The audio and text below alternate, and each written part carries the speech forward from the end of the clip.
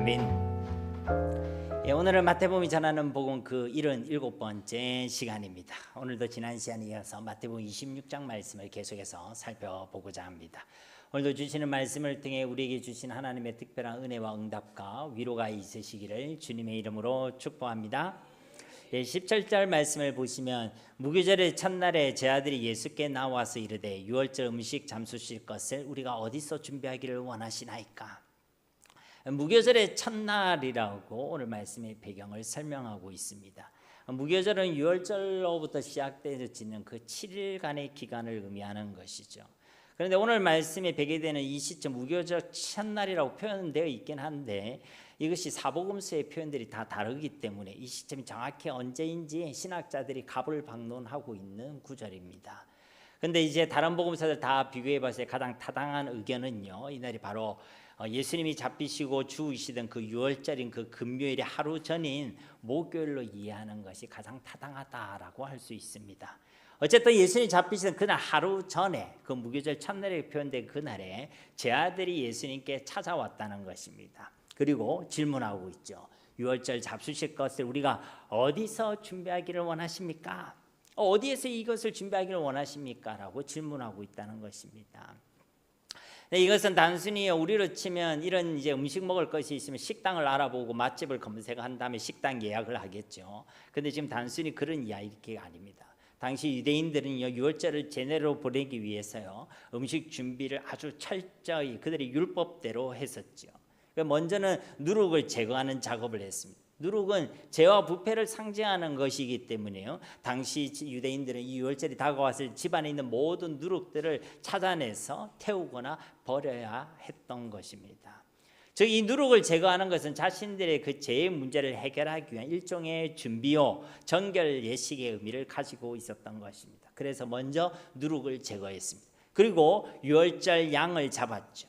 흠없는 양을 사서 성전뜰에서 제사장들이 지켜보는 가운데 이 양을 잡았습니다. 그리고 그 피를 그 제단에 다 쏟아 부었죠.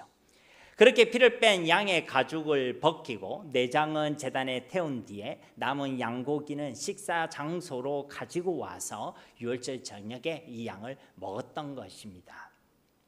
세 번째, 유월절 음식을 준비하는 이 과정에는 쓴 나물과 누룩이 없는 안 들어간 무교병과 같은 그런 음식들을 준비했습니다. 이 쓴 나물을 준비한 이유도요, 그 쓴 것을 기억하라는 것입니다. 그 고난의 시간들, 애굽에 종되었고 그 혹도가 힘들었던 그 고난의 때를 기억하라는 것이죠. 그리고 그 고난 가운데 우리가 어떻게 구원을 받았고 무엇을 통해 구원받았는지를 잊지 말고 기억하라는 것으로 이 쓴 나물을 준비했던 것입니다. 그러니까 이 유월절 전체는 유월절 어린 양이신 예수 그리스도의 죽으심과 그 죽으심을 통한 구원과 승리에 초점이 맞춰져 있었다는 것입니다. 그것을 위해 누룩을 제거하는 것, 그리고 또 이 양을 잡는 것도 다 이 예수 그리스도를 예표하고 있었다는 것입니다. 그렇습니다. 우리가 죄와 저주와 사망과 사탄의 것에서 해방되는 길은 오직 예수 그리스도밖에 없는 줄로 믿습니다. 그것을 기념하는 것이 유월절 정기고 그날을 위한 음식을 준비하는 과정에서부터 이 예수님의 십자가의 죽으심과 오직 예수 그리스도라는 신앙을 고백하게 하셨던 것입니다. 결국 오늘 말씀의 이 유월절 음식 준비란 것은 단순한 식당 예약과 음식 장만이 아니라 예수님의 죽으심, 십자가의 죽으심을 준비하는 과정이고 또 그 예수님의 십자가의 죽으심을 통해 완성될 하나님의 나라와 구속의 사역을 준비하는 과정이었다는 것입니다. 그러니까 우리가 이 과정에서 우리가 기억해야 될 단어는요, 바로 이 준비라는 단어를 기억해야 되는 것입니다.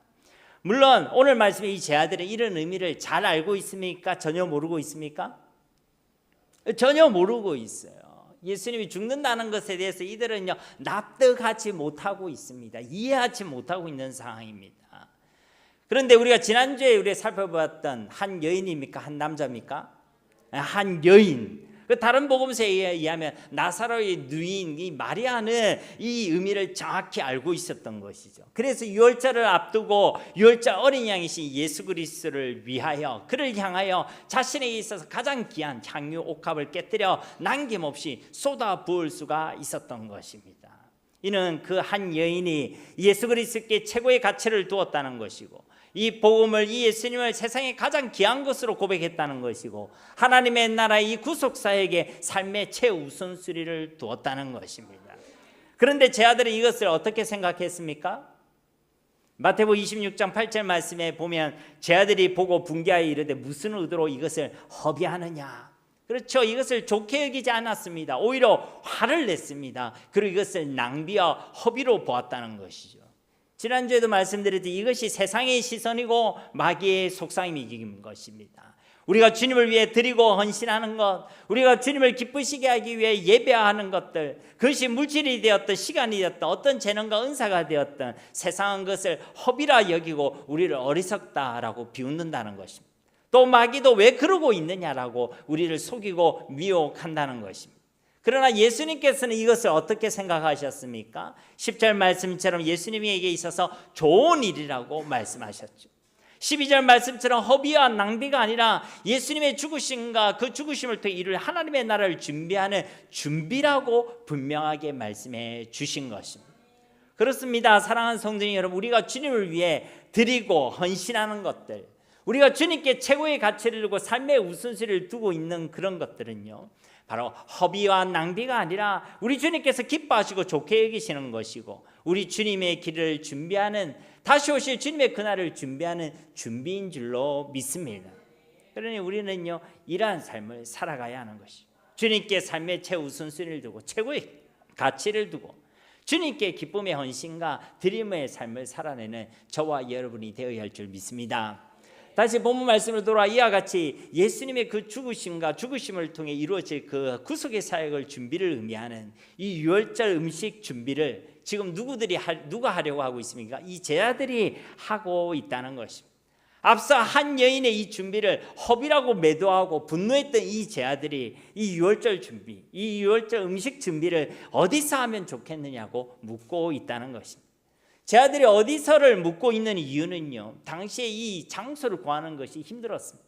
지난주에도 말씀드렸지, 이 유월절이 되면 이 역사가의 기록에 의하면 수십만에서 100만 이상의 인구들이 밀집해서 모이게 됩니다. 그러니 그 가운데서 예수님 혼자도 아니고 그의 제자들과 함께 들어갈 그 큰 공간을 구한다는 것은요, 사실 힘든 일이란 것이죠. 하늘의 별 따기 같은 그런 일이란 것입니다.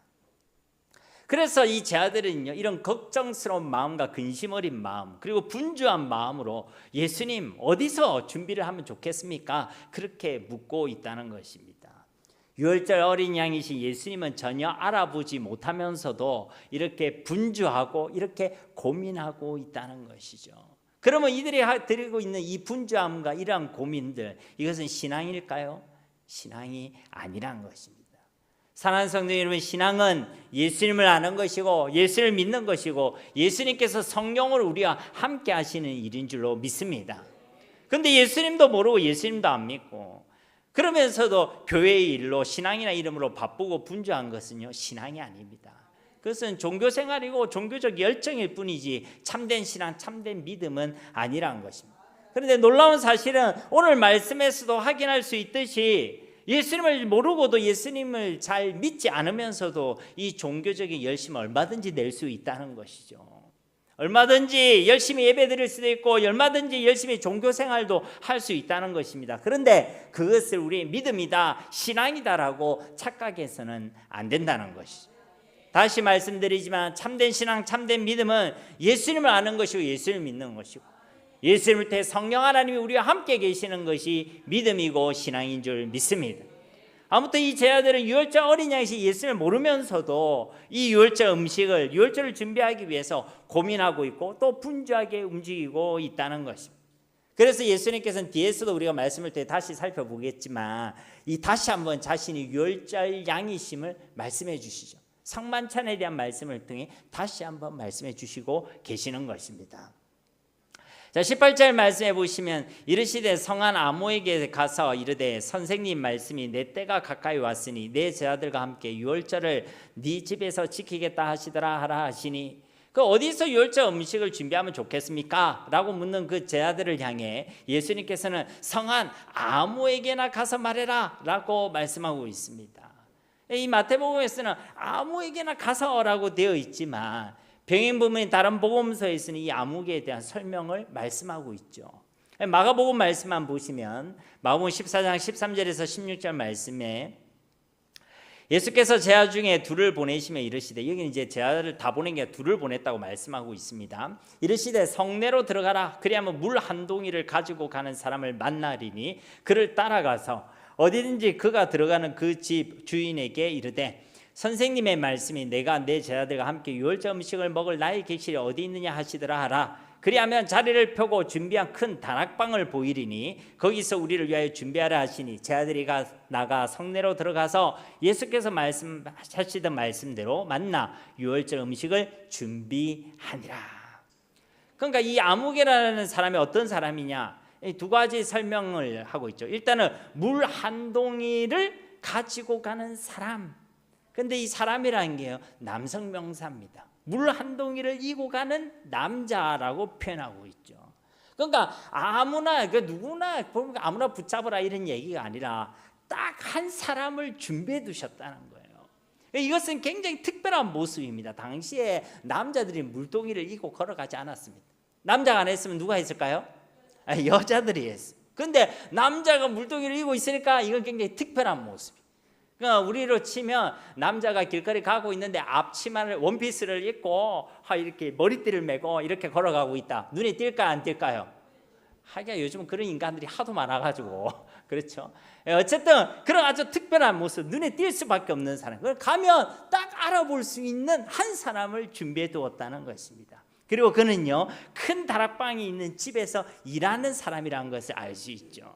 그리고 교회 역사와 전승에 따르면 이 다락방이 예수님께서 승천하시고 제자들이 모여서 기도했던 그 다락방, 오순절 성령 강림 사건이 있었던 요한 마가의 어머니 마리아의 집으로 또 기록되어 있기도 합니다. 뭐 성경의 기록은 아니지만 그렇게 기록되어 있다는 것이죠.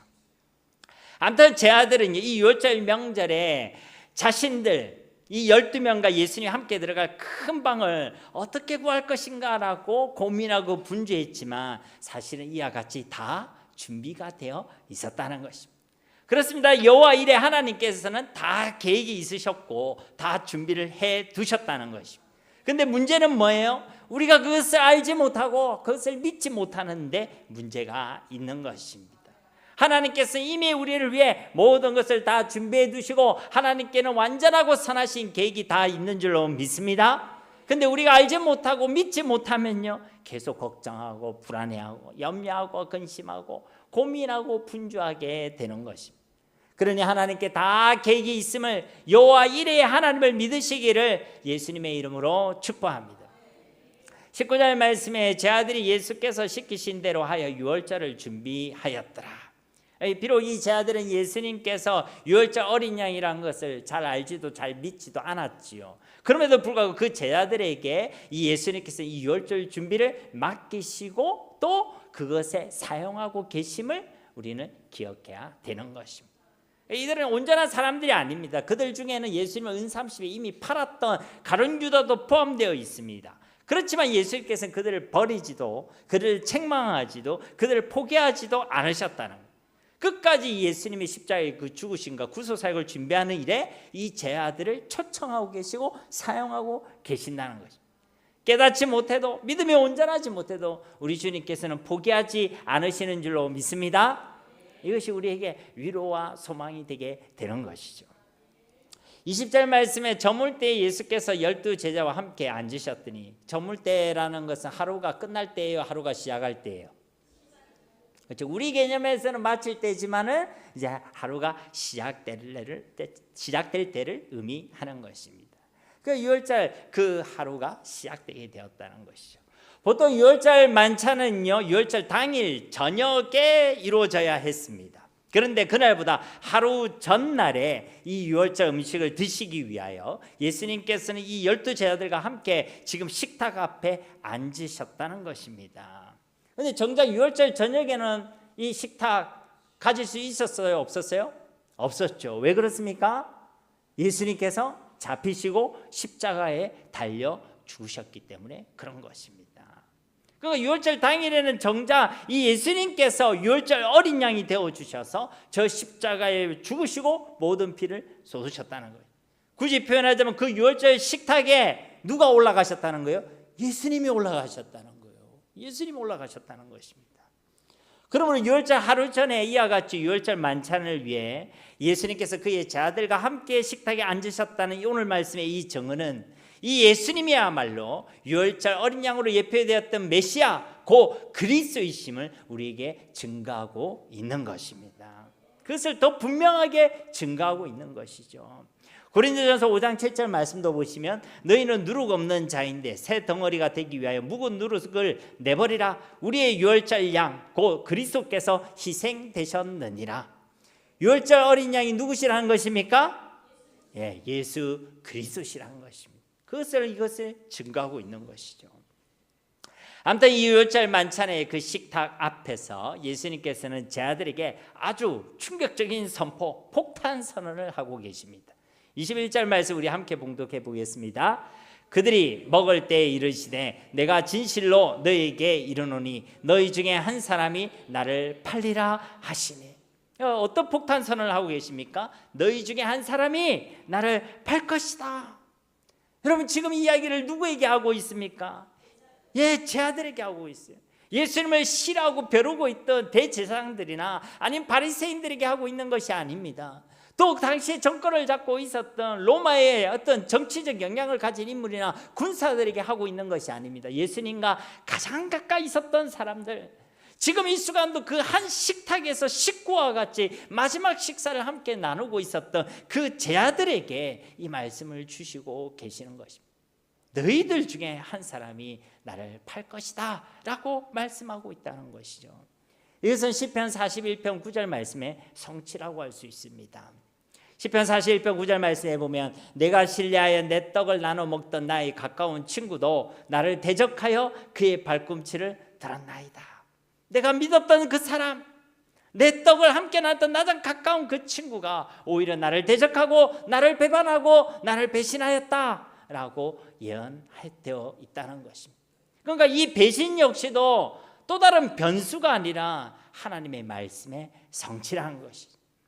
그 누가 가룟 유다가 됐던 그 누군가는 반드시 이 악한 일에 쓰임 받기로 되어 있었다는 것이.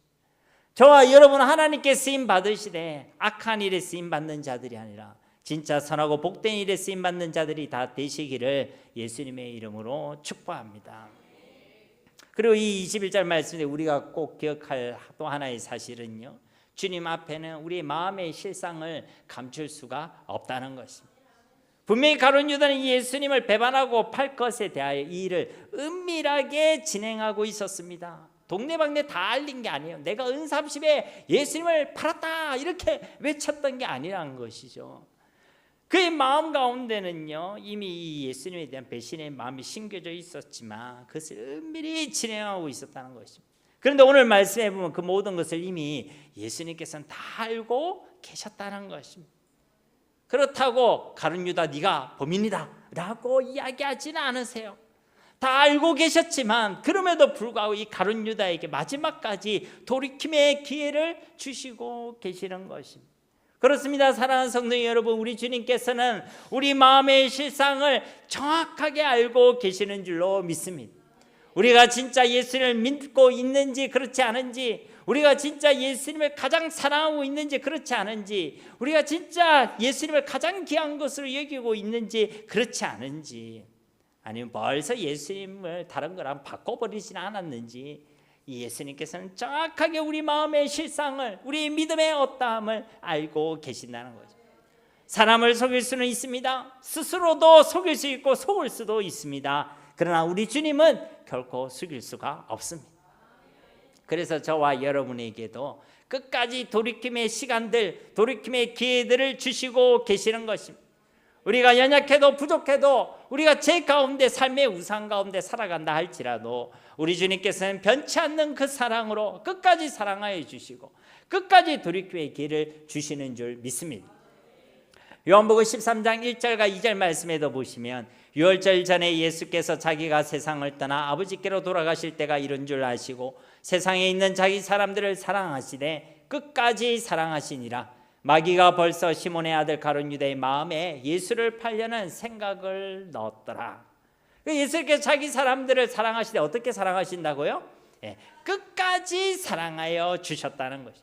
그런데 이어지는 2절 말씀에 보면 가룟 유다 마음에 어떤 마음이 이미 들어가 있었어요? 예수님을 팔려는, 배신하려는, 배반하려는 마음이 이미 들어가 있었다는 것입니다. 그러니까 가룟 유다의 마음과 생각 가운데는 마귀가 가져주는 마귀적인 생각, 악한 마음이 이미 있었다는 것입니다.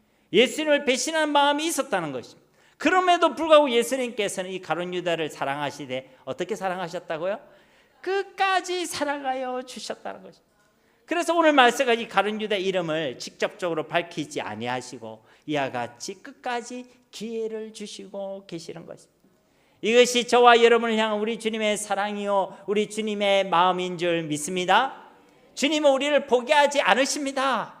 여러분들 입장에서는 아이고 그만 좀 포기하세요 하나님, 나도 좀 자유롭고 싶습니다 할지라도 그 하나님의 손에서 끊을 자가 없는 줄로 믿습니다. 하나님 그 손을 놓지 않으시는, 끝까지 우리 한 사람 한 사람을 최고로 사랑하여 주시는 분이 바로 우리 주님이신 줄 믿습니다. 그러면 어떤 상황과 어떤 나의 모습들과 환경 속에서도 이 주님의 사랑을 깨닫고 믿고 확신하는 저와 여러분이 되어야 할 줄 믿습니다. 그런 사람은 세상을 이기는 것이고 세상이 감당치 못하는 매일의 삶을 살아가게 되는 것입니다. 그리고 이제 오늘 설교 제목이 등장하는 22절 말씀이죠. 22절 말씀 함께 봉독해 보겠습니다. 그들이 몹시 근심하여 각각 여짜오되 주여 나는 아니지요. 여기서 그들은 누구죠? 예수님의 제자들입니다. 몹시 근심했다는 것은 이들이요 충격을 받았다는 거예요. 근심하고 슬퍼하고 그래서 지금 두려워하고 있다는 것입니다. 너희 중에 하나가 나를 팔 것이다, 나를 배반할 것이다, 이 말이 그들에게는 큰 충격과 근심이 되었다는 것입니다. 여러분들에게 그런 소리가 선포되었다, 여러분 충격 안 받겠어요? 아무개야 제 이름을 부르면서 정진아 네가 나를 팔 것이다 이렇게 얘기하셨다면 충격이 안 되겠습니까? 충격이 되죠. 그래서 이들이요 예수님께 물어봤다는 거예요. 주님 나는 아니지요. 주님 나만큼은 아닐 것입니다. 그렇죠? 이렇게 질문했다는 것입니다. 이 질문 속에는요 제 아들의 두 가지 마음이 함께 포함되어 있습니다.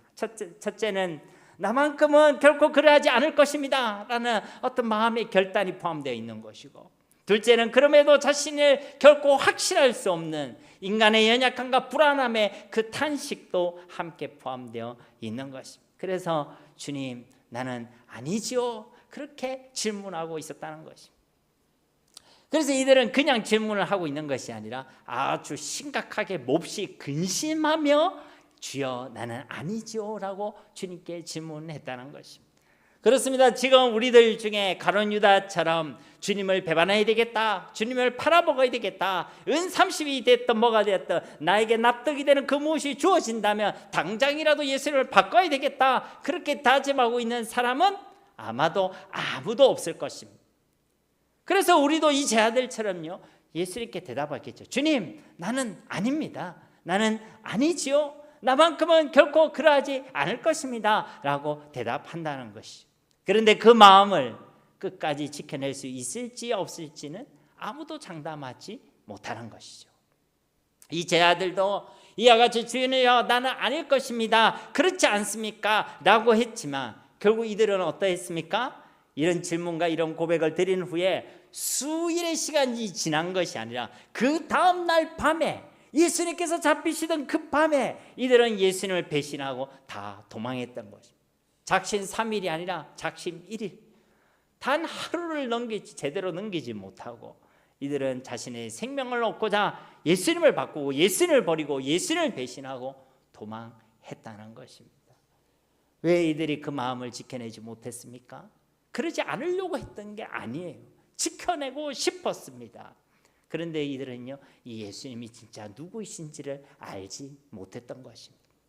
왜 예수님께서 저 십자가에 죽으셔야만 했는지, 왜 예수님께서 부활하셔야만 했는지, 왜 예수님이 자신들을 떠나셔야만 했는지, 이 예수님이 누구이신지를 정확히 알지 못했기 때문이란 것입니다. 그러므로 사랑하는 성도님은 우리가 주님을 향한 마음을 지켜낼 수 있는 것, 끝까지 주님을 향한 우리의 믿음을 지켜낼 수 있는 것, 이것은 진짜 예수님을 알고 믿는 은혜의 열매인 줄 믿습니다.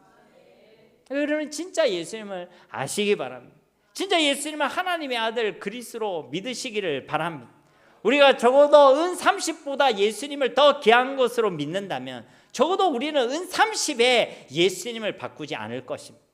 우리가 적어도 예수님을 세상의 그 어떤 즐거움이나 어떤 이익보다 더 귀한 것으로 알고 믿는다면 적어도 우리는 세상의 그 어떤 즐거움과도 어떤 이익과도 이 예수님을 결코 바꾸지 않을 것입니다.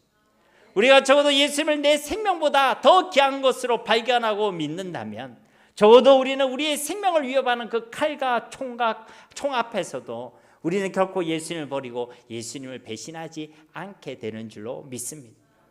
그래서 빌립보서 3장 7절과 8절 말씀에 바울의 고백을 보시면요, 그러나 무엇이든지 내게 유익하던 것을 내가 그리스도를 위하여 다 해로 여길 뿐더러 또한 모든 것을 해로 여김은 내 주 그리스도 예수를 아는 지식이 가장 고상하기 때문이라. 내가 그를 위하여 모든 것을 잃어버리고 배설물로 여김은 그리스도를 얻고. 이 바울이 뭐라고 고백합니까? 내가 예수 그리스도를 알고 나니까 그전에 내게 유익하다고 생각했던 그 모든 것도, 또 내가 가지고 있는 그 모든 것들도 다 배설물과 같이 여기게 되었다는 것입니다. 왜요? 내 주 그리스도 예수를 아는 지식이 가장 고상하기 때문이고 이제 내가 그리스도 예수님을 얻었기 때문이라는 거예요. 그 예수님에 비하면 내가 유익하다고 생각했던 것들, 내가 가지고 있는 그 모든 것들은 다 배설물. 한자로 말하면 뭐예요? 똥으로 여겼다는 거예요. 근데 똥으로 여기는 그것들과 예수님을 바꾸면서 살아간다. 이 예수님을 그것만큼 알지 못하기 때문에 그런 거예요. 예수를 우리가 어떻게 아느냐가 우리의 믿음을 지킬 수 있는 길이고 키가 거기에 있는 것이고 또 그것을 통해 우리의 삶의 내용이 달라지게 되는 것입니다. 골로새 2장 3절 말씀에도 그 안에 지혜와 지식의 모든 보화가 감추어져 있느니라. 이것이 바울이 예수 그리스도에서 발견한 은혜인 것입니다. 예수 그리스도 안에는 지혜와 지식의 모든 보화가 감추어져 있다는 것. 예수님 안에 모든 복과 건세와 능력이 다 있는 줄로 믿습니다. 그렇게 우리가 예수님을 발견했다. 그렇게 우리가 예수님께 우리의 인생의 가치를 두었다. 그러면 은 30에 우리가 예수님을 팔겠습니까? 영원하지 않고 썩어도 없어질 이 땅의 것과 이 땅의 즐거움들과 예수님을 바꾸겠습니까? 결코 그렇지 않을 것입니다. 아니 결코 그러하지 못할 것입니다. 그러므로 진짜 예수를 아는 지식과 또 믿음의 깊이와 넓이가 날마다 더욱 깊어지고 높아지고 더욱 풍성해지시기를 예수님의 이름으로 축복합니다. 23절 말씀에 대답하여 이르시되 나와 함께 그릇에 손을 넣는 그가 나를 팔리라. 여러분 이 구절을 오해하지 말 것은 예수님이 이제 이 범인의 정체를 밝히고 있는 말씀이 아닙니다. 여러분 그런 의미였다면 예수님께서 말씀하신 후에 제 아들이 불꽃 같은 눈으로 지켜봤겠죠. 자 누가 예수님과 함께 저 그릇에 손을 넣는가 하고 지켜보았을 것입니다.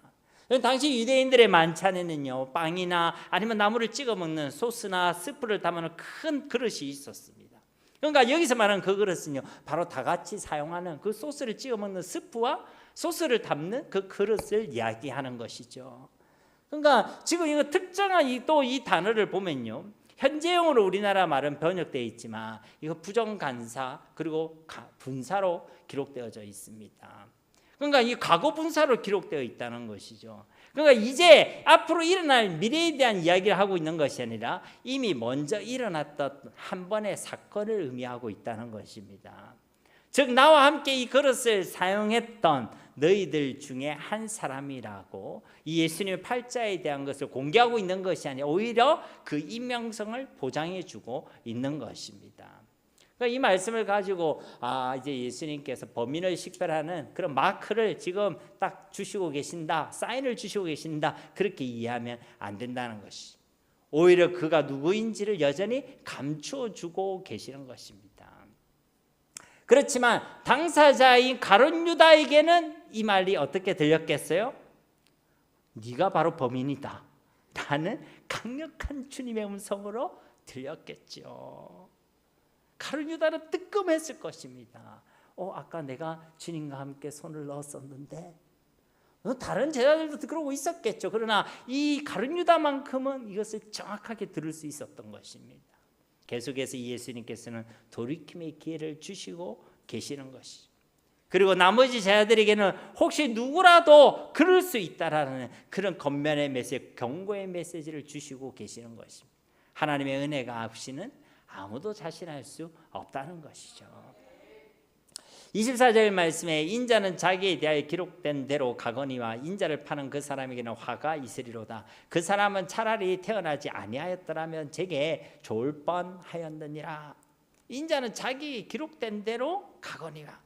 예수님의 이 죽으심은 가룟 유다의 배반이나 아니면 대제사장들의 모략이나 계책 때문에 이루어진 것이 아니란 것이죠. 예수님에 대해 기록된 하나님의 말씀대로 이루어졌다는 것입니다. 하나님의 계획대로, 하나님의 방법대로 이루어졌다는 것입니다. 그래서 겉으로 보면 도살장에 끌려가는 아무런 힘없는 양과 같이 보이지만 실제로는 그 십자가의 길을 죽기까지 순종하심으로 당당하게 걸어가시는 구속사의 주인공으로서 예수님께서는 이 고난의 때를 준비하시고 그 고난의 길에 걸어가고 계시는 것입니다.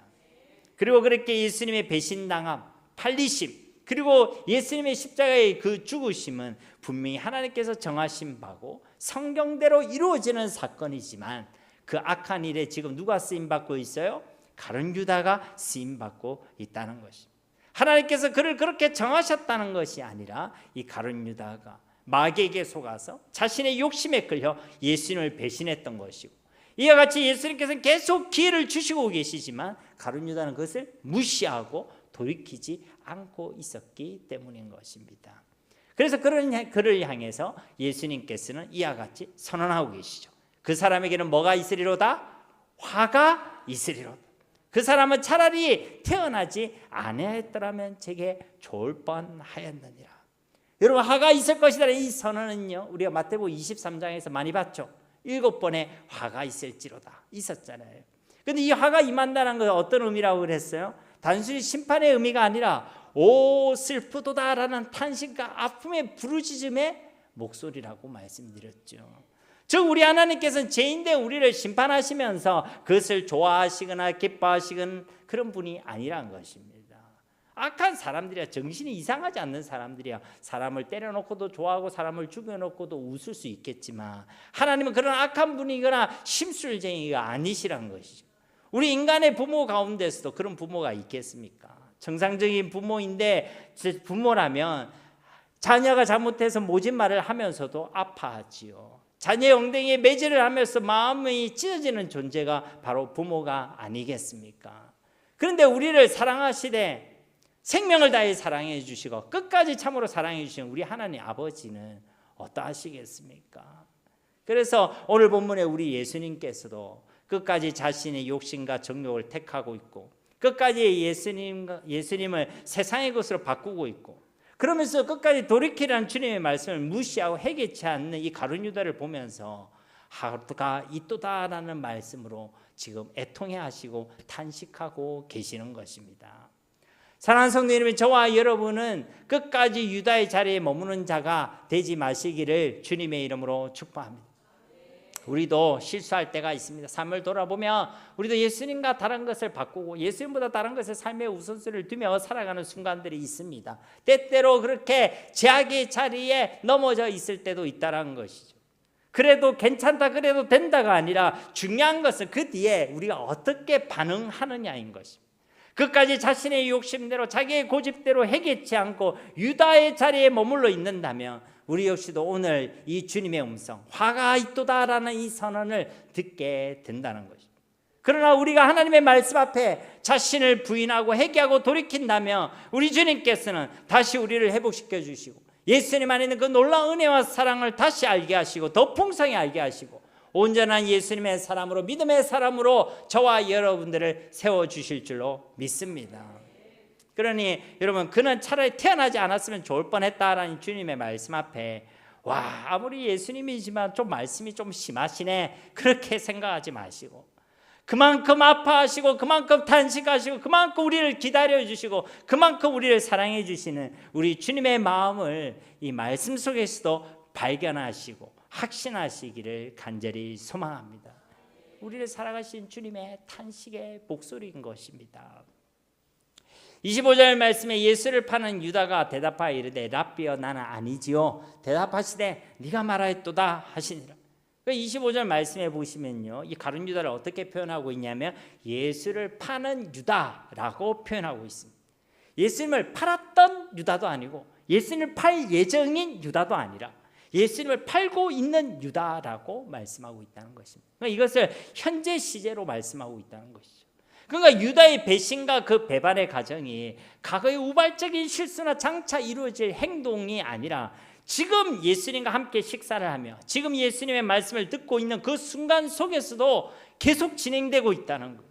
지금 이 순간에도 이 유다는 예수님을 배신하고 있고 지금 이 순간에도 이 유다는 예수님을 배반하고 있다는 것입니다. 그러면서도 뭐라고 말하고 있습니까? 랍비여 나는 아니지요. 딱 보는 순간 그냥 꿀밤을 빵 때려야 되는데 이런 가정스러운 모습으로 지금 이야기하고 있다는 거예요. 지금 예수를 배신하고 있으면서 랍비여 난 아니죠. 앞에 제 아들은 그래도 예수님을 향해 주여 키리오스 주님이라고 부르면서 몹시 근심하고 두려워하기라도 했죠. 근데 이 가룟 유다는 예수님을 랍비여 선생님이라고 부르면서 아주 뻔뻔하게 나는 아니지요라고 말하고 있다는 것입니다. 마음으로는 진작에 예수님을 은 30에 팔아 넘겼으면서 아니 지금도 예수님을 팔고 있고 배신하고 있고 예수님을 삶의 우선순위에 저 뒤에 두고 있으면서도 그러면서 뻔뻔하게 예수님 앞에서는 나는 아니지요 라고 그렇게 하고 있다는 것입니다. 여러분 어떻습니까? 한편으로는 참 어이가 없죠. 한편으로는 정말 안타깝죠. 다른 한편으로는요 막 소름이 돋기도 합니다. 그런데 이것은요 어쩌면 우리의 모습일 수도 있다는 것입니다. 이 유다가 이렇게 할 수 있었던 것은요 그의 고백대로 예수님을 랍비로만 알고 있었기 때문인 것입니다. 예수님을 하나님으로 믿지 못하고 예수님을 진짜 메시아 그리스도로 알지 못했다는 것입니다. 그래서 이와 같은 배신과 소름 돋는 삶을 정말 소름 돋게 살아갈 수가 있었던 것입니다. 이런 위선과 가식을 예수님께서 모르시겠습니까? 예수님께서 속아 넘어가시겠습니까? 오늘 말씀해 보시면 이런 유다의 질문에 예수님께서 뭐라고 대답하시죠? 대답하시되 네가 말하였도다 하시니라. 여러분 이것은 우회적 표현이지만 예수님께서는 이 유다의 그 위선과 가식을 정확하게 알고 계시고 들추어내시고 계시는 것입니다. 그러니까 배신자가 누구인지 궁금해하는 이 질문들 속에서 이 유다에게 정확하게 예수님께서 말씀하시는 야 바로 너다. 네가 그러고 있다. 바로 네가 나를 팔고 네가 지금 나를 배신하고 있다. 그렇게 정확하게 말씀해 주고 계신다는 것입니다. 물론 다른 함께한 제 아들에게는요 다른 의미로도 해석될 수 있는 여지가 있는 우회적인 대답이었지만 당사자인 가룟 유다를 향해서는 아주 분명하게 바로 너다라고 지목하여 말씀해 주고 계시는 것입니다. 그러니까 가룟 유다에게 있어서는요 스스로의 죄를 깨닫게 하시는 예수님의 경고의 말씀이면서도 또 그 죄에서 철저히 돌이키기를 원하는 예수님의 간절한 탄식과 부르짖음이기도 했다는 것입니다. 이 역시도 우리 주님의 사랑의 목소리요 은혜의 말씀인 줄 믿습니다. 그래서 그 전고로 이어지는 말씀을 보시면 어떤 말씀을 주시죠? 그런 제자들을 위해서도 자신의 몸과 피를 떼어주시고 쏟아주시는 그 사랑의 만찬을 제정하고 계시는 것입니다. 많은 사람들이 이 만찬을요 최후의 만찬이라고 이야기하는데 반은 맞고 반은 틀립니다. 이 땅에서는 최후의 만찬이 맞죠, 그죠? 근데 이제 뒤에 말씀을 보시면 그 만찬을 장차 하나님의 나라에서 함께 할 것임을 말씀하고 있기 때문에 최후의 만찬이 아닌 것입니다. 그러니까 우리 그리스도인들은 이를 성찬식으로 제정해서 또 이것을 기억하고 기념하고 영적으로 누리고 있는 것이죠. 그런데 이 성찬식이요 바로 이런 배경 가운데서 제정되게 되었다는 것입니다. 26절 말씀을 보시면 그들이 먹을 때 예수께서 떡을 가지시고 축복하시고 떼어 제자들에게 주시며 이르시되 받아서 먹으라 이것은 내 몸이니라 하시고 예수님께서 떡을 떼시는 이 모습을 보면서 네 가지 동사로 표현하고 있죠. 가지시다, 축복하시다, 떼시다, 주시다라고 표현하고 있습니다. 이것은 마태복음 14장에 나타난 오병이의 기적에서 예수님의 모습을 표현한 그 기록과 정확하게 일치하고 있습니다. 마태복음 14장 19절 말씀도 보시면 무리를 명하여 잔디 위에 앉히시고 떡 5개 물고기 2마리를 가지사 하늘을 우러러 축사하시고 떡을 떼어 제자들에게 주시매 제자들이 무리에게 주니, 여기도 보면 가지시고 축사하시고 떡을 떼어 주시매라고 되어 있죠. 정확하게 4가지 동사로 표현되어 있습니다. 그런데 이 오병이어 사건의 핵심이 어디에 있습니까? 예수님을 따라다니면 콩고물이 떨어진다, 그게 있습니까? 아니지요. 오직 예수님만이 우리를 살려주시는 생명의 떡이시다, 영생의 떡이시다라는 것을 증거하고 있는 것입니다. 그리고 이 성만찬을 제정하시는 자리에서 이 의미를 그대로 우리에게 증거해 주시고 계시는 것이죠. 오직 이 예수님만이 죄와 허물로 죽었던 우리를 다시 살려주시고 구원해 주시는 생명의 떡이 되심을 우리에게 말씀해 주고 있다는 것입니다. 또한 우리를 구원하는 그 구속의 사역은 무엇을 통해 이루어진다는 거예요? 저 십자가에서 예수님께서 못 박히사 살을 찢으시고 피를 다 쏟아내심으로 이 십자가를 통한 구속의 사역이 완성되고 이루어지게 됨을 우리에게 말씀해 주고 있는 것입니다. 27절 28절 말씀해 보시면 또 잔을 가지사 감사 기도하시고 그들에게 주시며 이르시되 너희가 다 이것을 마시라. 이것은 제 사함을 얻게 하려고 많은 사람을 위하여 흘리는 바 나의 피 곧 언약의 피니라. 그러니까 앞서 26절 말씀이 떡과 살에 대한 언약의 말씀이라고 한다면 이 27절과 28절은 바로 포도주와 피에 대한 언약의 말씀이라 할 수 있는 것이죠. 그러니까 이 역시도 살을 찢으시고 피를 다 쏟아내신 십자가의 죽으심과 그 십자가의 죽음을 통해 우리에게 확정하신 그 주님의 사랑, 무한하신 그 사랑을 우리에게 말씀해 주고 있는 것입니다. 그리고 이 예수님의 십자가의 죽으심에 믿음으로 참여하는 자는 누구든지 다 제사함의 은혜, 구원의 은혜를 받아 누리게 된다는 복음의 말씀인 것입니다. 그러니까 이 성찬식은요, 보이는 말씀이라고 그래요. 주님의 사랑을 증거하고 십자가의 복음을 우리에게 증거하고 저 하나님의 나라를 소망하게 되는 보이는 말씀이 바로 성찬식인 줄로 믿습니다.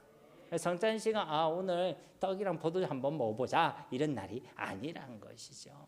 그 주님을 기억하고 생각하고 그 가운데 주님과 연합된 그 성령의 임재를 실제로 경험하는 보이는 말씀을 경험하는 시간이 성찬식인 줄 믿습니다. 그래서 예수님께서는 그렇기 때문에 이 떡을 두고는요 축복 기도를 하셨어요. 아니 살을 찢으실 것을 두고 축복 기도를 하셨어요. 또 피의 잔을 두고 어떤 기도를 하시죠? 감사의 기도를 하고 계시는 것입니다. 왜냐하면 이 떡과 이 피를 통해 온 인류를 구원하는 구원의 문이 열리게 되기 때문에 그런 것입니다. 이 잔이 결코 가벼운 것이 아닙니다. 우리가 뒤에 말씀을 통해 살펴보겠지만 겟세마네 동산에서 예수님께서 이 잔을 두고 할 수만 있다면 이 잔이 나에게서 지나가게 해달라고 그렇게 간절히 요청했다. 하나님의 진노의 잔이었고 죽음의 잔이었습니다. 근데 그 잔을 사실 우리가 마셔야 되지만 누가 대신 마셔주셨어요? 예수님께서 이 잔을 대신 마셔주시고 이제는 은혜의 잔을 우리에게 내밀어 주시는 것입니다. 그래서 그 잔을 두고도 축복 기도를 할 수 있었고 감사의 기도를 드릴 수가 있었다는 것입니다. 그리고 예수님께서 이 잔을 주시면서 뭐라고 말씀하십니까? 다 이것을 마시라. 너만 이것을 마셔라가 아니라 다 이것을 마셔라. 지금 이 순간까지도 해개치 않고 주님을 팔고 주님을 지금도 배신하고 있는 유다를 향해서도 이것을 마시라. 또 앞으로 예수님을 배신하고 도망할 나머지 제자들을 향해서도 다 이 잔을 마시라라고 말씀하고 계시는 것입니다. 왜냐하면 연약하고 죄인된 제자들에게 있어서 유일한 소망은 오직 예수 그리스도의 피밖에 없기 때문인 것입니다. 그래서 해결치 않고 강팍한 이 악한 유다를 향해서도 또 여전히 못 깨닫고 연약하게 그지없는 이 제자들을 향해서도 예수님께서는 자신이 십자가에서 살을 찢으시고 피를 쏟아내실 것을 이와 같이 말씀하고 계시는 것입니다. 그리고 다 이것을 마시라는 말씀과 같이 이 구원과 회복의 자리에 은혜의 자리에 한 사람도 빠짐없이 나올 것을 이와 같이 초청하고 계시는 것입니다. 그리고 예수님께서 저 십자가에 죽으시는 이유가 바로 나는 아니지요 하면서도 여전히 배신하고 여전히 세상과 바꾸고 있고 여전히 삶의 우선순위를 다른 것에 두고 있는 우리 인생들을 위함인 것을 이와 같이 말씀하고 있는 것입니다. 이런 죄인된 우리를 위해, 이런 연약한 우리 주님께서 십자가에서 죽으셔야만 했다는 것입니다. 29절과 30절 말씀 함께 봉독하도록 하겠습니다. 그러나 너에게 이르노니 내가 포도나무에서 난 것을 이제부터 내 아버지의 나라에서 새 것으로 너희와 함께 마시는 날까지 마시지 아니하리라 하시니라. 이에 그들이 찬미하고 감람산으로 나아가니라. 아멘. 그 29절 말씀에는 이 땅에 이루어지고 완성될 그 하나님 나라의 천국 잔치에서 다시 만나자라는 소망의 메시지가 담겨져 있습니다. 이제부터 이 포도나무에서 난 것을 마시지 않게 될 이 선언 속에는 예수님께서는 반드시 십자가에 죽으실 것을 분명하게 확정짓는 의미가 포함되어져 있죠. 이제 다시 너희가 나랑 같이 이 땅에서 먹지 않을 것이다. 그 안에는 예수님의 죽으심이 포함되어 있다는 거예요. 그러면서 하나의 조건을 제시하고 있죠. 내 아버지의 나라에서 새 것으로 너희와 함께 마시는 날까지. 장차 이 말 아버지의 나라, 하나님의 나라가 완성될 때에 바로 그때 그 나라의 잔치에서 다시 예수님과 함께 마시게 될 것을 말씀해 주고 있는 것입니다. 그러니까 이 성만찬 예식을 통해 예수님이 죽으심과 떠나심에 대한 슬픔의 메시지만 주고 계시는 것이 아니라 장차 반드시 이루어져 완성된 하나님의 나라의 소망과 그 영광스러운 잔치, 주님과 함께 미리 맛보고 누릴 수 있는 신비적인 그 연합과 소망의 은혜도 함께 주시고 계시는 것입니다. 이에 찬미하여 감람산으로 나아가니라. 이런 감람산은요, 예수님께서 잡히시고 끌려가시는 사건이 일어나는 산입니다. 그런데 그 산을 어떻게 가셨다는 것입니까? 숨거나 도망치거나가 아니라 찬미함으로, 찬송함으로 나아가셨다는 것입니다. 제자들이야 뭣도 몰라서, 아무것도 몰라서 그럴 수도 있었다고 할 수 있겠지만 예수님께서는 그 길에 무엇이 기다리고 있는지도 다 알고 계시면서도, 아셨음에도 불구하고 이와 같이 찬미함으로 그 감람산으로 나아가셨다는 것입니다.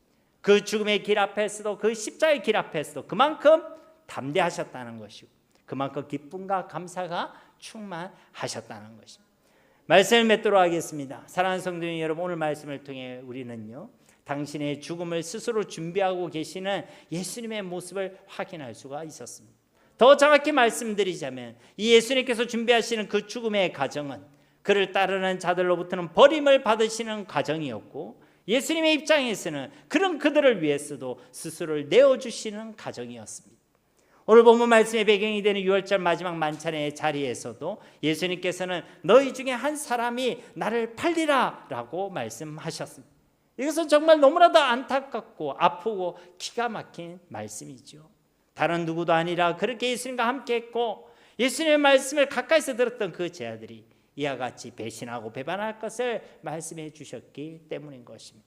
그런데 오늘 이 말씀은 비단 2000년 전에 제자들에게만 하시는 말씀이 아닙니다. 오늘을 살아가고 있는 우리 모든 그리스도인들에게도 묻고 계시는 말씀이기도 한 것입니다. 물론 우리도 역시도 이 주님의 말씀 앞에 주님 나는 아니지요 라고 대답할 수 있을 것입니다. 그런데 우리는 정말 우리 자신을 돌아봐야 하는 것입니다. 정말 나는 아닌 게 맞습니까? 정말 그 마음, 그 믿음의 고백을 끝까지 지켜낼 수 있겠습니까? 오늘 말씀의 성만찬 말씀과 같이 이런 연약하고 부족한 우리를 위해, 이런 죄인된 우리를 위해 우리 예수님께서는 저 십자가에 죽으셔야만 했고 우리를 대신하여 저 십자가에서 살을 찢으시고 모든 피를 쏟아내셔야만 했던 것입니다. 그럼 오늘 말씀의 초점은 우리의 부족함과 연약함을 보면서 절망하고 낙심하고 실망하라는 말씀이 아닙니다. 이런 우리라도 사랑하시되 끝까지 사랑하여 주시고 생명을 다해 사랑해 주시는 이 주님의 사랑, 십자가의 사랑을 기억하시고 이제 더 이상 그 유다의 자리에 머물러 있지 마시라는 것입니다. 그러려면 우리가 진짜 예수님을 알아야 하는 것입니다. 예수님 안에 하나님의 모든 은혜와 보화와 능력이 있음을 발견할 수 있어야 하는 것입니다. 마지막 우리가 꼭 함께 기억할 부분은요, 우리 주님께서는 분명히 나는 아니지요 하면서도 결국은 이 제자들이 예수님을 배신하고 도망하게 될 것을 알고 계셨습니다. 그럼에도 불구하고 이런 그들을 향해서도 너희와 함께 새 것으로 마실 날에 대한 소망과 약속의 말씀을 주셨고 또 이들과 함께 찬송을 부르며 감람산으로 나아가셨습니다. 그리고 이 성만찬의 메시지처럼 이런 연약한 인생들을 위해 십자가에서 살을 찌시고 모든 피를 쏟아내셨습니다. 이런 포기하지 않는 주님의 사랑, 이런 신실한 사랑, 끝까지 우리를 견인하시는 그 주님의 은혜를 믿고 확신하셨습니다. 어떠한 형편과 어떠한 상황 가운데서 낙심치 않고 소망 가운데 끝까지 우리 주님을 따라가는 우리 모두가 다 되시기를 예수님의 이름으로 간절히 축원드립니다. 우리 말씀을 기억하시면서 이 시간 함께 기도하길 원합니다. 주여 나는 아니지요라고 물으면서도 내 마음의 중심에 세상의 탐욕과 은삼십을 품고 있는 그 유다의 자리에서 우리를 떠나게 하시고 위선과 가식을 벗어버리고 참된 믿음의 사람으로 돌이키게 하옵소서. 우리가 여전히 배신하고 연약한 것을 다 알고 계시면서도 다 이 잔을 마시라고 우리를 초청하시고 저 십자가에 살을 찌시고 모든 피들을 쏟아내신 우리 주님의 그 은혜와 사랑을 기억하게 하옵소서. 우리를 포기하지 않으시고 끝까지 견인하신 그 주님의 은혜가 우리에게 소망이 되게 하옵소서. 우리 함께 말씀을 기억하시면서 이 시간 기도하길 원합니다. 아버지 하나님 감사합니다. 오늘도 하나님의 귀한 말씀을 통해 우리에게 기도의 제목을 주시고 우리의 삶을 돌아보게 하심을 감사드립니다. 주님, 우리도 주여 나는 아니죠라고 주님께 되물을 수 있습니다. 아니 나는 아닐 것이라고 헛된 명세를 할 수도 있습니다.